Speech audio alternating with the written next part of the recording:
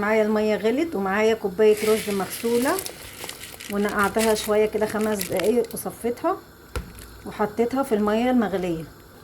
هنغطي بقى عليها كده والغطا موارب، مش هنقفل الغطا عشان لما تفور ما تبهدلش معايا البوتاجاز، وهسيبه بقى يستوى براحته لغايه ما يشرب الميه. الرز بقى بعد ما وصل معايا للمرحله دي شرب الميه كلها اللي انا حطيتها، هنزل باللبن 2 كيلو لبن على كوبايه رز. بسم الله الرحمن الرحيم. والكيلو التاني هخلي حبة منه عشان احطه عليه النشا والكريم جانتيه.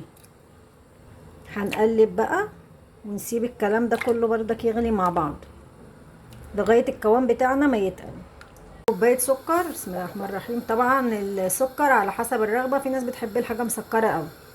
هنقلب بقى السكر، وده شكله بقى بعد ما عبيته في الاطباق.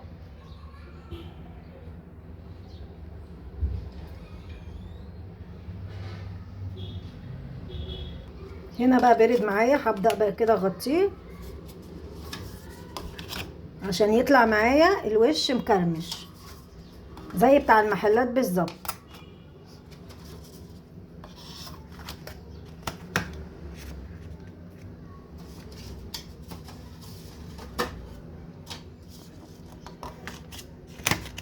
بالشكل ده كده بقى اسيبه يسقع، احطه في التلاجة بقى يسقع بعد ما برد.